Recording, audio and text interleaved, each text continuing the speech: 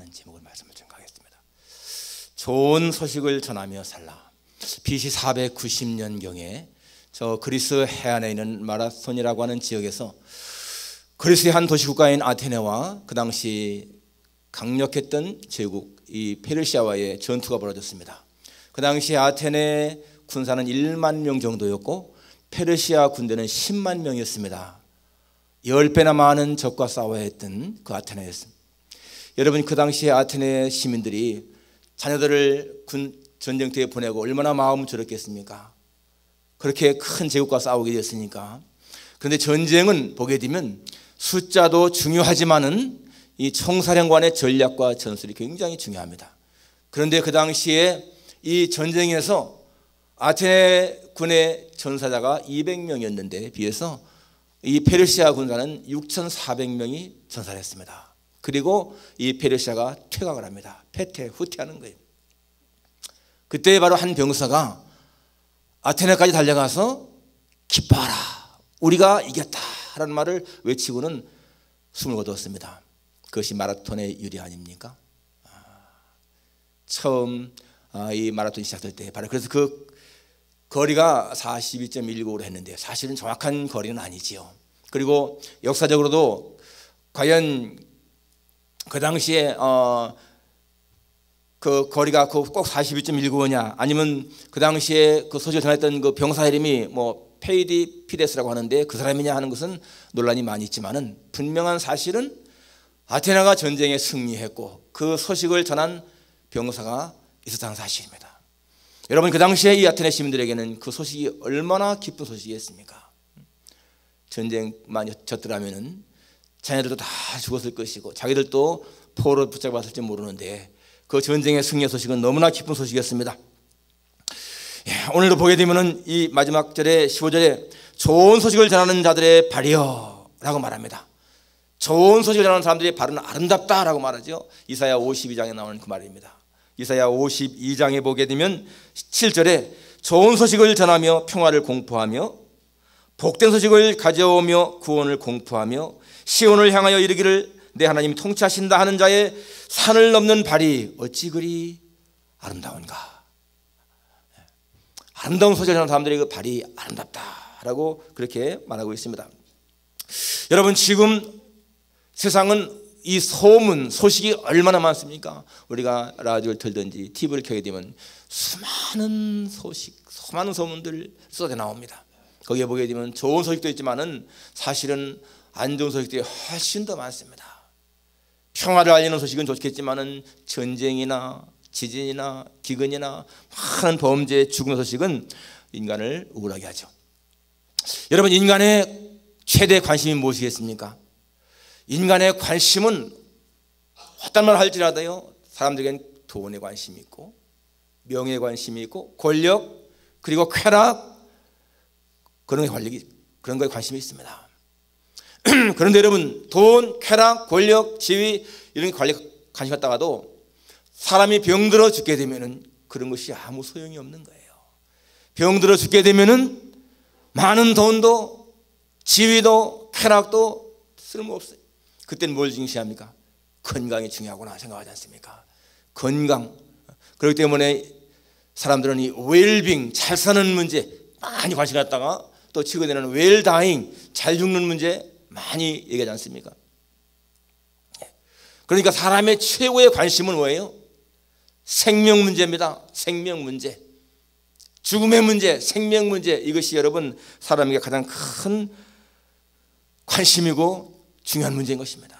올림픽에서 금메달 땄다, 정말 좋은 소식이고 뭐 고시 합격했다, 로또 당첨됐다, 다 좋은 소식이지만은 더 사람의 마음에 감동을 주고 기쁨을 주는 것은 죽을 사람이 살아난 거, 그거 아니겠어요? 이번에 타이완에서 지진이 나서 한 20여 명이 사망하고 한 100여 명이 지금도 매몰된 상태에 있더라고요. 건물이 무너지면서 그 속에 매몰된 사람이 지금도 삶과 죽음 사이에 투쟁하고 있어요. 어떤 구조대원이 하나기를 그런 가운데서 안고 내려오니까 사람들이 막 환호 지르잖아요. 죽음에서 살아난 그런 것이기 때문에 그렇지 않습니까? 이렇게 여러분, 사람을 살리는 것은 참 중요한 그런 소식인데 여러분, 사람을 살리는 최고의 소식이 뭡니까? 복음이잖아요. 우리가 전하는 복음. 그러니까 좋은 소식은, 가장 좋은 소식은 뭐예요? 복음입니다. 그래서 누가복음 2장에 보게 되면 예수님 탄생했을 적에 천사가 나타나서 온 백성에게 미칠 기쁨의 큰 소식을 전한다라고 하지 않습니까? 예, 사람을 살리는 복음이 가장 중요한 소식. 주 예수를 믿어라. 그리하면 영원히 산다. 그것이 가장 좋은 소식이죠. 독일이 나온 유명한 신학자 본 회퍼라고 하는 목사님은 사실 굉장한 유명한 신학자였고 그리고 명설교가였습니다. 대단한 사람이었잖아요. 그 당시에 독일의 많은 교회들이 다 히틀러에 아부하고 히틀러의 그 나치를 찬양할 때에 이 본 회퍼 목사님은 히틀러의 잘못을 지적하면서 대항해 싸웠습니다. 그건 공공연하게 말했습니다. 미치광이 운전사가 큰 버스를 몰고 가다가 사고를 많이 일으키고 그럴 적에 그렇지는 어떻게 할 것인가? 다만 그를 보면서 기도만 해야 할 것인가? 아니다. 그 미치광이 운전사를 끌어내야 된다. 죽여야 한다. 그렇게 했습니다. 그게 누굴 지칭하는 거예요? 히틀러 지칭하는 거였지 않습니까? 그리고 정말 히틀러 암살단에 가입을 해가지고 히틀러를 암살하기 위해서 하다가 결국엔 발각되었잖아요. 그리고 2년 동안 감옥에 있다가 1945년 4월 9일 날 교성에 처해집니다. 그 후에 22일 있다가 4월 30일 날 히틀러가 자살하잖아요. 한 달만 더 살았으면 히틀러가 죽었으면 안 죽을 수 있는 건데 바로 그 직전에 죽임을 당합니다. 어떻게 보게 되면 안타까운 죽음이잖아요. 39살의 젊은 나이였는데. 그런데 이 히틀러 이 보네포 목사님이 교수형을 당하기 전에 환상을 보게 됩니다. 그 환상 가운데에서 하나님의 심판대가 있고 그 앞에 히틀러가 서 있는데 심판주께서 히틀러에게 심판을 명합니다. 선포합니다. 너 히틀러는 나를 알지 못하고 그렇게 많은 사람의 피를 흘리고 사람을 괴롭게 했으니까 너는 지옥에 떨어져야 된다. 그래서 선포하니까 이 히틀러가 거기에 대해서 항변하기를 하나님 나는 지옥에 있는 줄을 몰랐습니다. 나는 지옥에 있다는 말을 아무도 듣지 못했습니다. 아무도 나에게 복음을 증거하지 않았습니다. 누가 나에게 복음을 증거했더라면 내가 이렇게 하나님을 알지 못한 채 나쁜 짓 하지 않았을 겁니다 하고 항변하는 거예요. 그때 이 보네포가 그 앞에서 하나님 나는 히틀러를 끌어내리고 히틀러를 죽여야만이 되는 줄만 알았는데 정말 그의 영혼을 위해서 불쌍히 여기고 기도하지 못하고 그를 죽이는 것만이 하나님 뜻을 알았습니다. 내 죄를 회개합니다 했다는 겁니다. 정말 그 당시에 보네포는 히틀러를 죽이는 것만이 그를 암살하는 것만이 하나님의 뜻이고 많은 사람을 죽음에서 구원하는 것을 생각했습니다. 그 영혼을 불쌍히 여기면서 정말 그에게 전도해야 한다는 생각은 못했다는 거예요. 여러분 오늘 우리가 이 사실을 통해서 알 수 있는 중요한 사실이 무엇입니까? 아무리 악인이라 할지라도 아무리 나쁜 독재자라 할지라도 그 사람을 죽이는 것이 중요한 것이 아니고 그 사람에게 일단은 복음을 전하는 것이 중요하다는 거예요. 만일에 여러분 그 보네포 목사님이 정말 히틀러를 불쌍히 여기고 그 영혼을 구원하는 그러한 시도를 하다가 만일에 죽었더라면 어땠을까?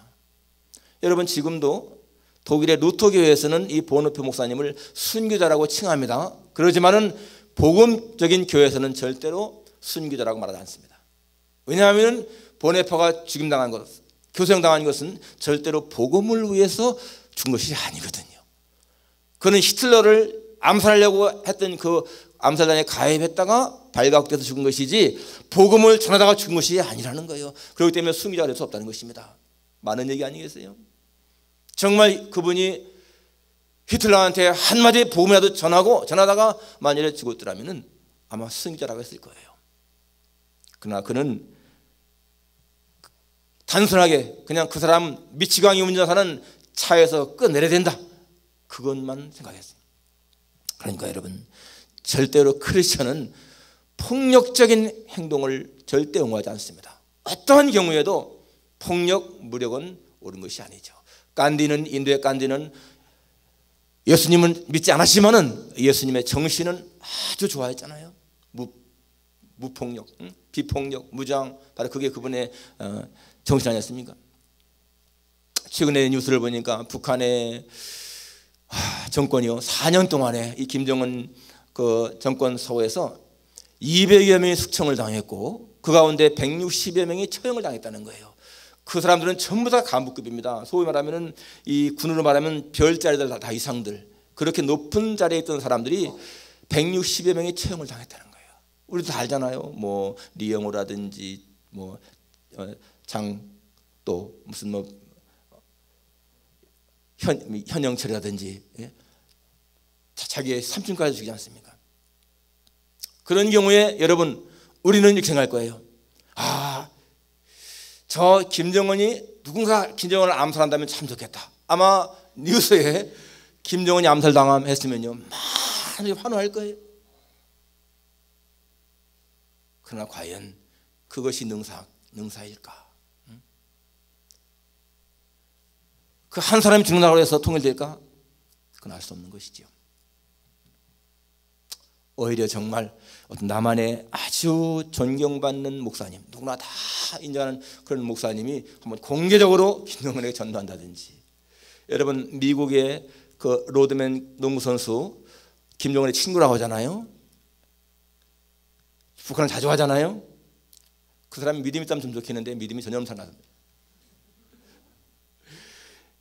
그 로드먼의 행적에 대해서 북한에서 탈출한 탈북 시인이 쓴 글을 제가 봤어요. 한번 여러분 이 글이요 얼마나 정확한 것인가를 한번 보십시다. 미국 농구 선수 로드먼이 평양을 방문했다. 그는 북한 정권 차원의 환대에 중독되어 몇 차례나 평양을 방문했다.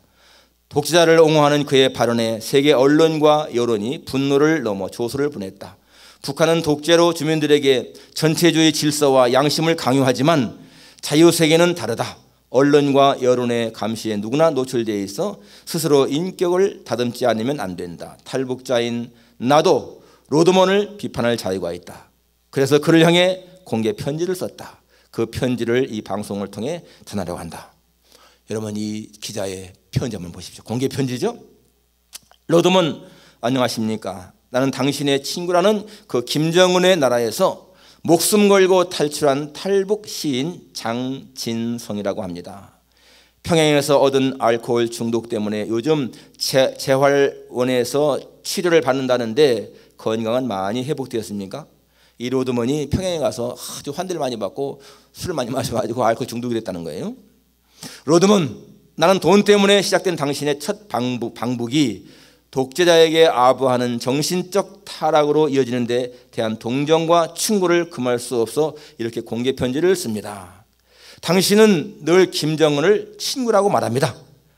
그런데 유감스럽게도 북한이라는 나라는 어느 누구도 미국인과 절대 친구가 될 수 없는 반미 정권입니다. 김정은이 당신을 포옹한 것은 당신 개인이 아닌 순진한 북한의 노예들에게 미국 전체의 굴종으로 과시하기 위한 정치적 스킨십 선전일 뿐이었습니다. 그리고 당신은 김정은을 제대로 알려면 북한에 가보라고 허풍을 떠는데 그 또한 틀린 말입니다. 왜냐하면 당신 자체가 지금껏 단 한 번도 북한에 간 적이 없기 때문입니다. 많이 가긴 갔죠. 그러나 그다음 보십시오. 당신이 갔던 곳은 북한 사람들이 사는 북한이 아니라 그 땅의 숱한 목숨들을 밟고 일어선 독재자의 궁전이었습니다. 그 궁전에서 당신이 마신 붉은 와인은 북한 인민의 피였고 요리들은 살점이었습니다. 당신이 정말로 북한에 갔다면 그 누구의 안내가 아니라 당신의 두 발로 직접 거리의 골목길과 일반인들이 사는 집에 갔어야 했습니다. 거기에서 인민의 눈물과 서러움을 봤어야 했고 또 거기에서 인간의 양심으로 슬픔과 분노를 느껴야 했습니다. 그런데 당신은 그 모든 삶의 재난이 가려진 평양조차 마음대로 둘러볼 수 없었습니다. 평양 시민들이 감히 올라갈 수 없는 고려 호텔의 가장 비싼 최고 숙소인 스위트룸에서 마신 평양 소주가 당신이 보고 느낀 북한의 전부였고 그 알코올에 푹 취한 당신이었습니다. 그 순간 당신은 작아졌습니다. 김정은을 구워볼 수 있는 미국 유명 농구 선수의 최고였음에도 불구하고 독재자에게 허리 깊이 숙이는 난쟁이가 됐습니다. 그래서 또한 당신은 소경이 되었습니다. 왜 나이 어린 김정은이가 북한의 지도자가 취재한지 그 작은 의문조차 가질 줄 몰랐습니다. 왜 북한 정권이 외부 세계의 식량 지원에 의존하는지 그 궁색한 진실조차 보려고도 하지 않았습니다. 철없는 김정은의 장난감이 핵무기인데도 그 위험한 현실 또한 눈 감은 당신이었습니다. 그래서 당신은 스스로 농구의 이름마저 모독했습니다. 당신은 농구 선수이지 그 신성한 경기를 독재자의 생일에 갖다 바칠 권리가 없는데도 스포츠의 정신까지 더럽힌 불명예의 은퇴 선수가 되었습니다. 당신이 북한 주민들에게 기껏 보여준 미국의 자유란 고작 코와 입술에 링을 건 얼굴이었고 팔뚝의 문신이었습니다.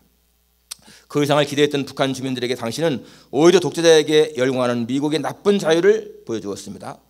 같은 국적의 미국인을 구리환 범죄 집단의 괴수를 향해 키스를 날리는 독재자의 맹신, 자유의 악을 보여주었습니다. 이제부터라도 당신은 달라져야 합니다.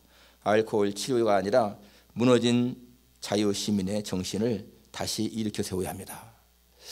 여러분, 우리가 사실 겉으로 볼 적에는 로드만 북한에 가서 김정은과 친구로 지냈구나, 좋구나 생각하지만은 오늘 이 장진성 시인의 이 참 지적은 너무 날카롭고요, 너무 예리하게 잘 묘사된 것을 알 수가 있어요.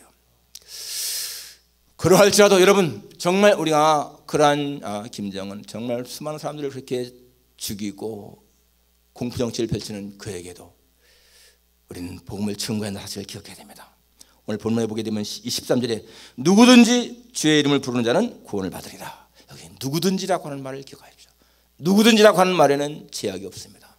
누구든지, 직업이나 국적이나 그 사람 성별이나 어떠한 걸 다 막론하고 누구든지 주의 이름을 부르면 구원받는다 라고 했습니다. 예, 그렇습니다. 여러분, 하나님을 믿는 데는 제약이 없다는 거예요. 누구든지. 그리고 하나님은 어떠한 사람의 방법을 초월해서 사람을 구원하십니다. 2000년도에 한국에 아주 인기 있던 베스트셀러가 가시곡이라고 하는 소설이었습니다. 가시곡이라고 하는 소설 굉장히 많은 사람들이 읽었고 또 방목 드라마도 나왔고 눈물을 자아낸 거였잖아요. 그것을 쓴 사람이 조창인 씨라고 하는 사람이었습니다. 그는 33살에 잡지사 기사였다가 무슨 일 때문에 그 글 때문에 이 유치장에 갔는데 그 잡범들 방에 들어갔어요. 잡범들 막 그러니까 무료해서 그는 주일학교 다닌 경험도 있고 뭐 YMCA 활동도 한 적이 있지만은 예수님 믿지 않았습니다. 전혀 마음이 불신자였어요. 불신자가 태어났고, 그런데 그 감방에서 성경이 다 있으니까 심심해서 성경을 보았지만은 전혀 마음에 닿는 게 없었어요. 그런데 그 감방 안에서 아주 희한한 사람을 만납니다. 이 인천 지역에서 활동하는 그 조직 폭력배 중간 보수한 사람을 만나게 돼요. 그런데 그 중간 보수, 이 폭력배 중간 보수가 주일만 되면은 그 감방에 있는 자기 부하들을 다 모아놓고 예배를 드리는 거예요. 예배. 주일마다 성경을 읽고 기도하게 하고 예배를 드리는 거예요. 그때 이 조창현 씨가 마음에 미묘한 감정을 느끼는 거예요. 저 폭력배인데 저 사람이 저렇게 또 예배를 드리고 하나님 믿는다고 하는데 저 사람이 믿는 하나님은 어떤 분일까? 그러한 생각을 하게 됩니다. 그런데 한 번은 그 조직폭력배의 그 사람이요, 조창인에게 너는 공부했으니까 한번 설교해봐라 그럽니다. 이 전혀 신앙도 없는 사람에게 설교하라고 하지만은 거기 또 이렇게 명령하니까 이제 성경을 읽으면서 그래도 기자 생활을 했으니까 말은 잘할 거 아니에요. 성경 얘기를 쭉 했어요. 했는데 이 조직폭력배 그 두목이요 눈물을 흘리는 거였어요. 우는 거였어요. 설교를 듣고. 나중에 이 조창현 씨가 독방에 갇히게 됐는데 독방에서 성경을 많이 읽습니다. 그리고는 하나님 만나는 거예요. 거기에서. 나중에 출감한 후에 이 가시곡이 있을 적에도 그는 기도하면서 쓰잖아요.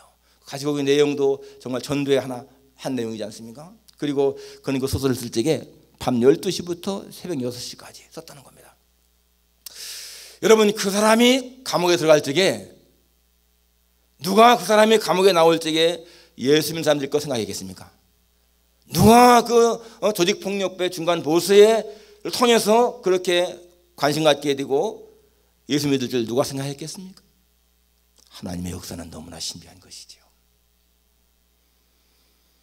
분명히요, 우리가 하나님 앞에 바른 삶을 산다면은 우리가 누군가의 말 한마디 하지 않아도 우리의 삶을 보거나 우리의 그냥 사는 모습을 보면서, 우리의 행동을 보면서 예수님에게 관심 가는 사람이 있을지 모릅니다.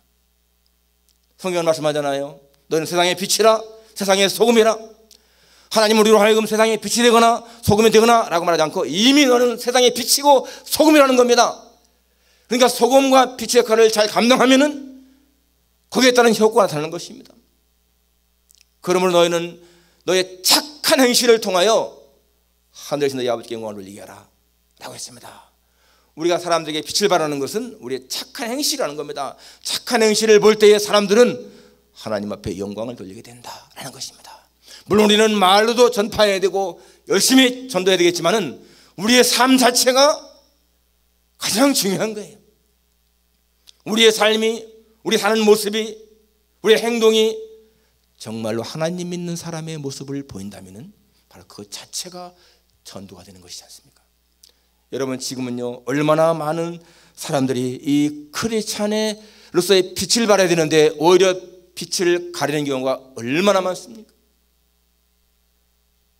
지도층에 있는 사람들, 특히 그것은 종교뿐만이 아니라 정치나 경제나 사회나 문화나 군사나 모든 분야에 이 리더인 사람들, 삶이 드러나는 그런 사람들이 크리스찬으로서의 삶을 잘 살 때에 영향이 많이 있는데 오히려 그런 사람들이 빛을 가리는 경우가 많잖아요.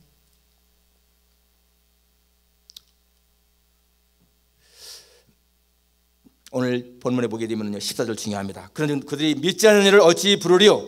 듣지도 못한 일을 어찌 믿으리요? 라고 했습니다. 듣지도 못한 일을 어찌 믿겠느냐?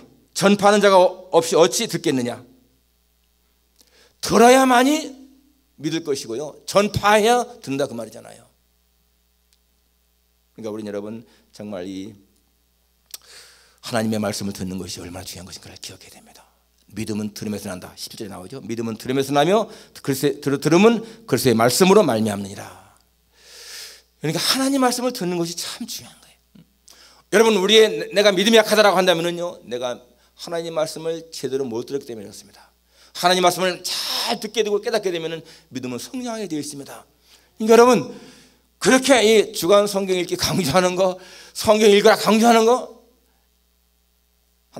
하나님 앞에서 여러분 성경 읽을 시간이 없다고 한다면 뭔가 큰 잘못인 거예요. 우리가 하나님 말씀은 영의 양식이라고 했는데 나는 너무나 바빠서 음식 먹을 시간이 없습니다. 똑같은 거 아니겠어요? 에? 1월 한 달 동안에 성경 읽기 한 번도 안 내신 분들은 회개해야 돼. 그렇게 강조하는데도 안 내요. 우리 장로님들 다 참여하는데요, 여러분 어떻게 집사님들 안 내요? 그래요. 권사님들도 다 참여하는데.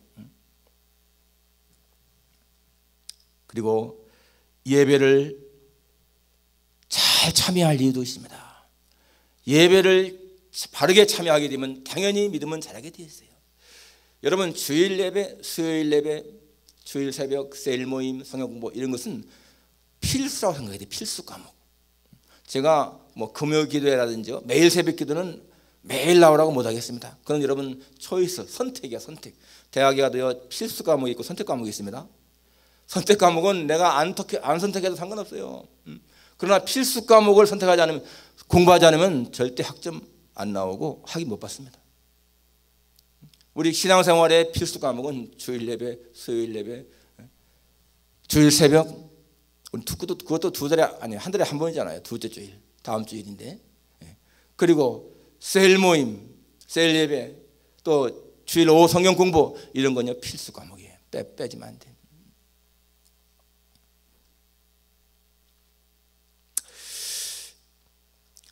(15절에) 보게 되면은 여러분, 보내심을 받지 아니하였으면 어찌 전파하리오라고 했습니다. 보내심을 받지 않았으면 우리는 보냄받은 사람들이에요. 구약 시대에는 하나님이 특별한 종들을 뽑아서 보냈습니다. 모세라든지 사무엘이라든지 이사야, 예레미야, 아모스, 호세야, 이런 사람들은 하나님이 특별히 선지자로 뽑은 사람들입니다. 신약 시대에는 안 그래요. 신약 시대에는 여러분, 예수 믿는 사람은 누구든지 다 보냄받은 사람입니다. 누구든지.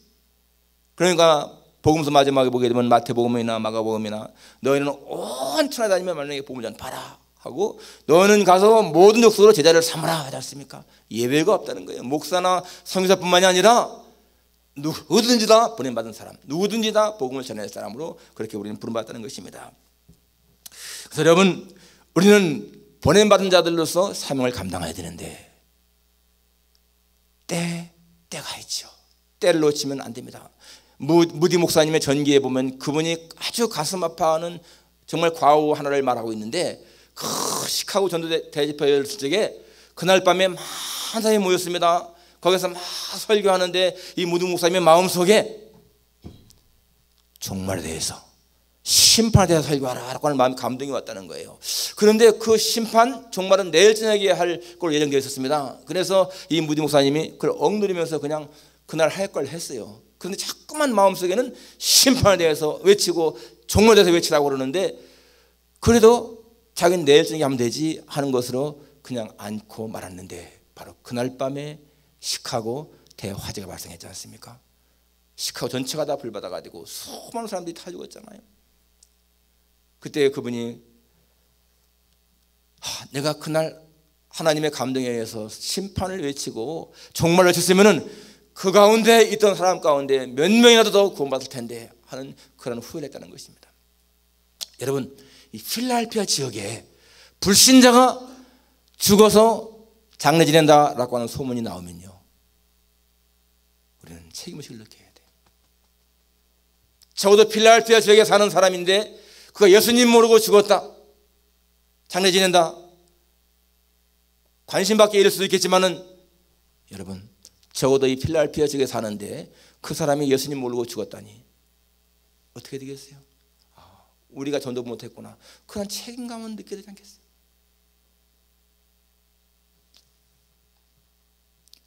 우리는 수없이 말을 하고 또 수없는 삶을 살지만은 과연 내가 다른 사람에게 좋은 소식을 전하는 사람인가? 나의 삶이 사람들에게 예수님의 빛을 보여주는 삶인 것인가? 우리 한번 진지하게 생각할 수 있기를 주님의 이름으로 축원합니다. 기도하겠습니다.